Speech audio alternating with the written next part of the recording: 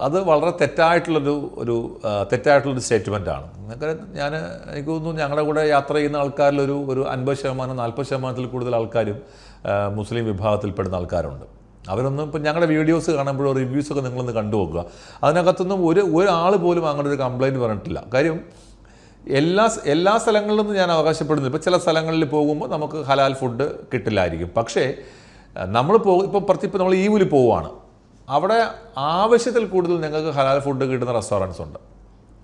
പ്രധാനപ്പെട്ട നഗരങ്ങളിലെല്ലാം, ഇപ്പോൾ ബെയ്ജിങ് എടുത്താലും ഷാങ്ഹായ് എടുത്താലും നമ്മുടെ ഈവു എടുത്താലും ഗ്വാൻചോ എടുത്താലും ഷെൻജൻ എടുത്താലും ഫോഷ, അങ്ങനെ പ്രധാനപ്പെട്ട നിങ്ങൾ ഏത് മാർക്കറ്റ് എടുത്താലും ചൈനയ്ക്കകത്തുള്ള അവിടെ എല്ലാ സ്ഥലങ്ങളിലും, കാരണം ലോകത്തിൻ്റെ വിവിധ ഭാഗങ്ങളിൽ നിന്ന്, അത് മുസ്ലിം കൺട്രീസിൽ നിന്ന് പോലും ആൾക്കാർ യാത്ര ചെയ്യുന്ന ഒരു രാജ്യമാണ് ചൈന.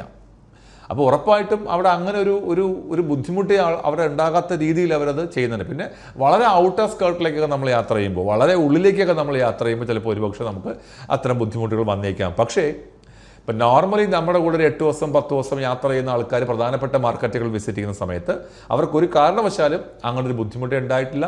ഇപ്പോൾ അങ്ങനെ എന്തെങ്കിലും ഒരു സംശയം ഉണ്ടെങ്കിൽ ഞങ്ങളുടെ കൂടെ യാത്ര ചെയ്തിട്ടുള്ള മുസ്ലിം സുഹൃത്തുക്കളുടെ നമ്പർ ഞങ്ങൾ അയച്ചു തരാം.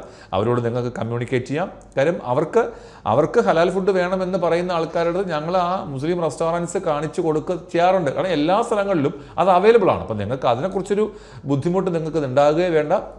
എല്ലാ സ്ഥലങ്ങളിലൊന്നും അവകാശപ്പെടുന്നില്ല. പക്ഷേ നിങ്ങൾക്ക് ഹലാൽ ഫുഡ് വേണമെന്നുണ്ടെങ്കിൽ ഉറപ്പായിട്ടും അത് ലഭിക്കുന്ന ഹോട്ടലുകൾ നമ്മൾ പോകുന്ന എല്ലാ മാർക്കറ്റുകളിലുമുണ്ട്. പ്രത്യേകിച്ച് ഈവൂലാണെങ്കിൽ അത് എണ്ണത്തിൽ കൂടുതലുണ്ട് എന്ന് തന്നെ പറയാം.